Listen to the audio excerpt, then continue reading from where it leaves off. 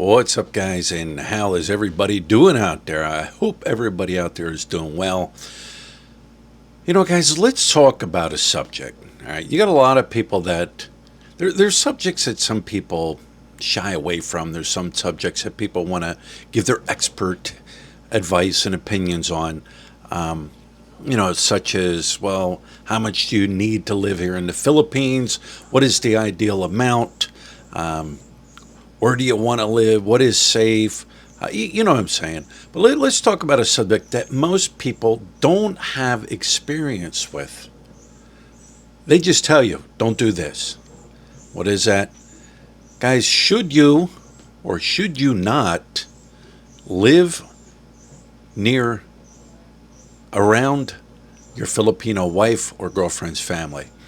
There's a lot of guys out there, don't do it, don't do it, don't do it. But they have never experienced it. They can't speak from experience. You know what I'm saying? If you're new to the channel, thanks for stopping in. A little quick history. My wife and I got together 13 years ago. We've been married now, I think, I better get it right, 12 years now. We've lived up in the city, Evangeles City, up in Luzon, about a little over a year. We moved down to the province of Mindanao here on Siargao Island with my wife's family. Literally with my wife's family. All right. I have experience. I can talk about this.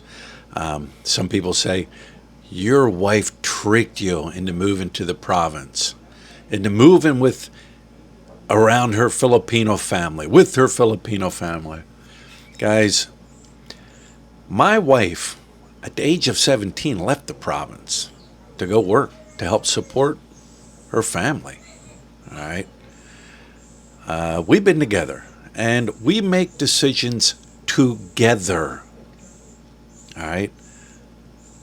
We do. Shouldn't that be how a relationship should work? Instead of one person being in control, one person always saying, nope, we're doing it this way. I don't care about your opinions. I don't care what you think. All right. Some people say, you're a simp. A simp. I've heard that word, you're a simp. You know what? A lot of these people that love to call other people simps, they're control freaks. They're control freaks. A vlogger put these control freaks that love to control their wife or their girlfriend with money. He put it perfectly. He said they are lower than whale shit. All right?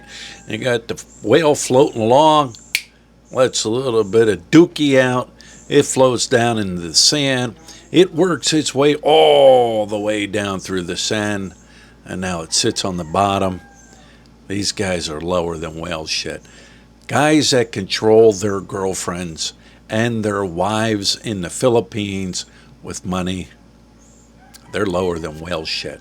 Anyways, first of all, I think you got to look at the dynamics of your wife or your girlfriend's family, your Filipino family, all right?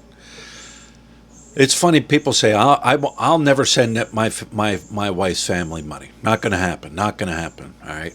Yet, I'll give my wife or my girlfriend, I'll give them an allowance.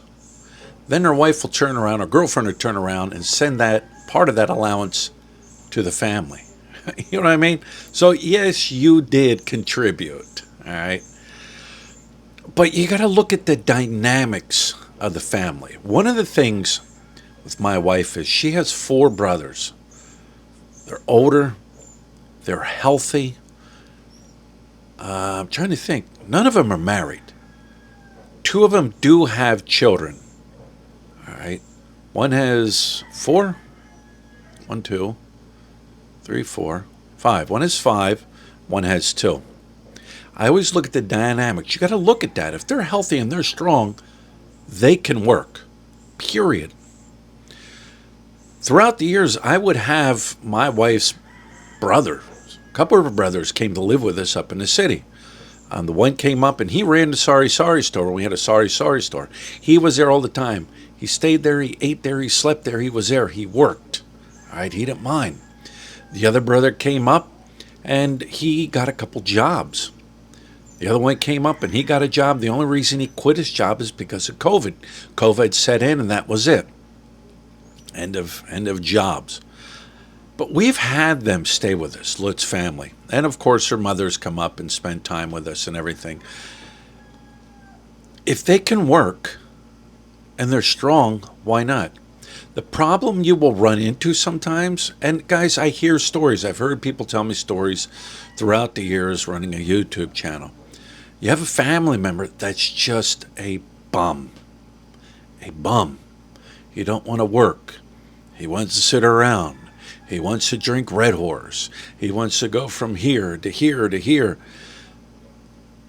And when you're sending money back, which a lot of people send money back to their families, Filipinos' wives, families, and girlfriends. I don't know. I don't understand it. I mean, in America, you get up, you grow old, or you turn 18, you go out and get a job, you support yourself, your mother, your father, they support themselves unless there's a crisis or an emergency.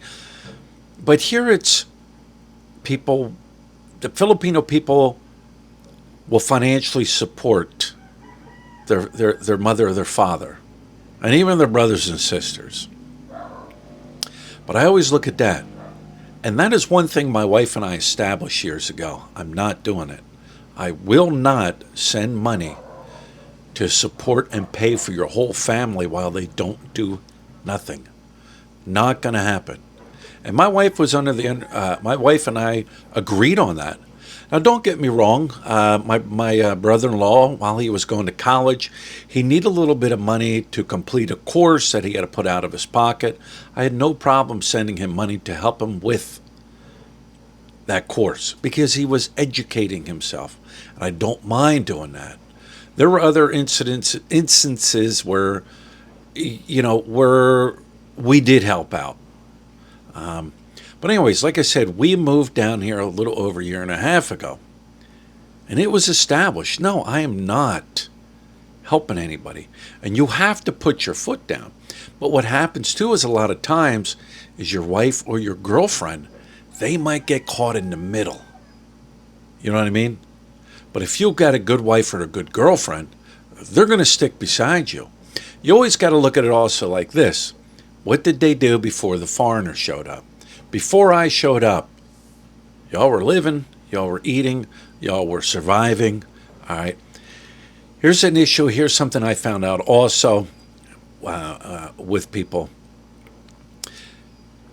You meet your wife. You meet your girlfriend here. You bring her back to the States. You're in the States. You're working. She may even be working, or maybe you have children. She's not working. She's taking care of the kids. And you're sending money back. You're sending money back. You might even buy land over here around your family's where they live. Build a house. You show up here once a year for a couple weeks. It's a big party. You're going out to resorts. You're taking the family on trips. Every day you're buying food. Every day Grab is coming by your house and dropping off all kinds of food. They're used to that big party. They know and think, hey, you got the money. Now you go to retire. Now you're not making that big money you may have made while you work. All right? You might have worked overtime. You might have had a second job. Now you're living on a pension. But they're going to expect that. Hey, where's the party? Why did the party stop? And you as a foreigner coming here, you're loving it too because you are on vacation. You are here to spend money. Now when you come, hey, I got to budget my money. Wait, hang on. It was a party. You're always sending us money home. And if you do send money back to the province as a foreigner, you have to limit the amount, I feel. All right? We still give my mother-in-law, my wife's mom, money every month. We give her money every month for personal things that she may want, things that she may like to have. All right? But we choose to do that. But with that money, she goes out and she buys laundry soap to wash her clothes. She buys things to clean around the house. with that money. You know what I'm saying? And of course, whatever little bit she likes to use for herself. But you, it's a touchy situation. You know what I mean? I've heard people that live real close to their family, their Filipino family, and they enjoy it. You know, you might have a situation where the family all works. Everybody's working. Everyone's supporting themselves. Everyone's taking care of themselves. Here, Lut's brothers all work. One brother, he works, I would say, a part-time job, but he's a single guy, has no kids, has no responsibility. It's just him.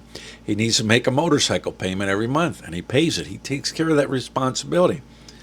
The other brother, same way. Single, no kids. He works. He makes his own money. When we came here, a little over a year, little over a year, her older brother said, "Hey, do you mind if I come down and stay there?"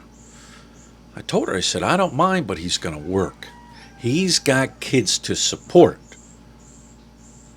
And the guy's been working, I wouldn't say every day because sometimes they're in between jobs, but he works.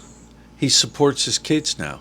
When he wasn't here, he would occasionally work, throw a little bit of money to my mother-in-law to help pay for the kids' food and everything like that. But now he's here and he's working. All right. Bing Bing, Lut's niece, she came to live with us up in Luzon. We took on that financial responsibility of her. All right.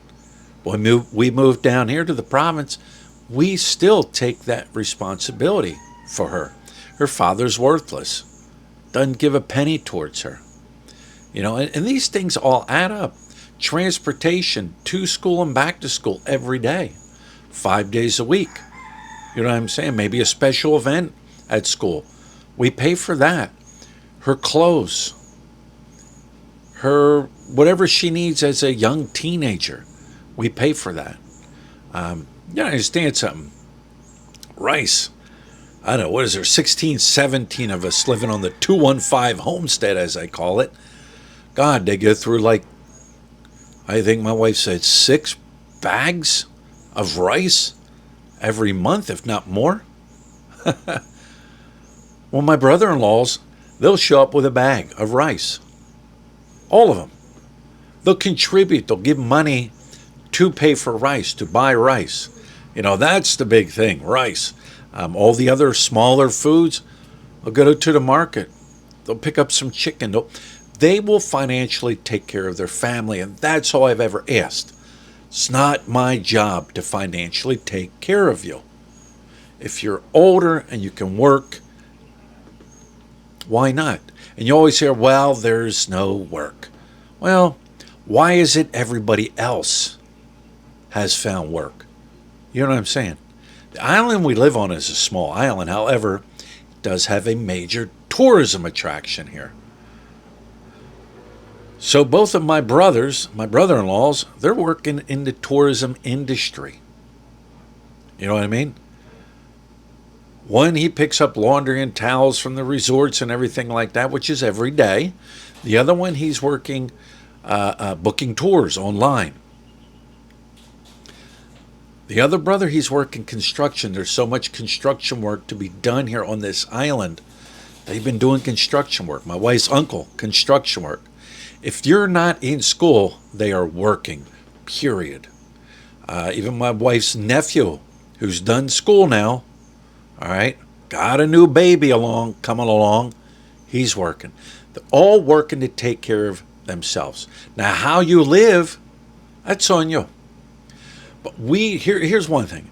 We do not have that red horse family member drinker. You know what I mean?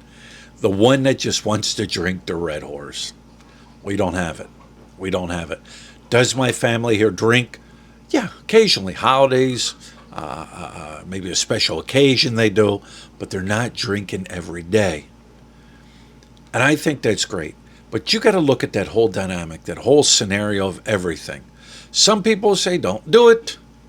They don't have any experience on why not to do it. They've never experienced it. All right? And yes, you're going to have sometimes, If you don't put your foot down, hey, grandma's sick. Hey, the cowbell died. Hey, I need to do trike. Hey, I need to do motorcycle. Hey, I need. You know what you need? Hey, you need a job, right? You need a job. But there's nothing wrong with helping out your Filipino family. If you do that from day one, all right, and you set the bar high, it's going to be hard to lower that bar because they expect it. You know, I got people that they won't even go to the province. Like, nope, not going to the province. I don't like it in the province. That's your choice. That's your choice. You've got, and these guys I'm talking are the guys that are lower than that whale shit. They won't even, and I've heard it. They won't even buy a ticket for their girlfriend or wife to go down to the province if their family members are sick. That's how low they are. Those control freaks, though, they're out there. These are the control freaks that use their money to manipulate and twist their wife or their girlfriend to do things they want them to do or not do with their money. Yeah, these are the same guys, a lot of them. You're a simp, you're a simp, you're a simp. They might even watch this video and say, Philly, you're a simp. Now, you know what? I'm happily married. Happily married. We talk about things. We make decisions together. When we made a decision to move down here to the province, you notice I said when we made a decision. We were looking for over 2-3 years. Where do we want to move? We've gone to different places. We checked it out. We discussed it. Is this what we want? Will this suit our needs? Is this where we plan to be? We together, my wife and I, made the decision to move down here to the province with my wife's family. And trust me, she, you know, like I said, 17, she moved out. She loves it down here. She loves gardening. She likes getting up. She likes doing things. I like traveling around here. I like being here. I enjoy it. My health is better. The air is better. Everything's better for me. We decided together to do it. Not her tricking me into moving here. So think about some of those things. You know, there's a lot more to think about, but you got to look at it, you know, together. All right? Don't let her trick you or convince you to move there. She's always going to say it's great, it's awesome, it's the best move you're ever going to do. You might not like it, but also keep your options open. Don't turn around and go, I'm going to build a house down there. I'm going to, you know, put my roots there without even spending time there. You know, the guys, like I said, that live in another country and buy land here and build a house here and visit once a year. Big difference. Like I always said, big difference living in the Philippines than visiting the Philippines. Big difference of visiting your wife or your fiance's family in the province than living there. All right? But if you want to build that house and you want to live there, and after about 6 months of living there, you're going, oh man, this isn't what I thought. This isn't what I expected. You've got the family mad at you because, hey, you didn't give anymore. Now what are you going to do? But anyways, I thought I would share that thought. Let me know what you think. List the comments down below. If you have lived on the same island as your Filipino wife or girlfriend, leave a comment. If you've only visited, all right, and want to tell everybody why you shouldn't, well, I guess you can leave a comment below also. But yeah, a lot of people, like I said, a lot of people, they don't even have the experience. And it's been a good experience, a learning experience. I've never been in this environment, never been in this setting like this ever. But it's been a learning environment and experience. I don't mind the kids here. The kids keep me entertained. They keep me laughing with the things they do, the shenanigans they do, and they teach me things. You know what I mean? They teach me things, but they're not here. It's school day. It's been quiet since 7 o'clock this morning, and we'll start getting active around 4. So anyways, guys, with that being said, we'll talk to you later.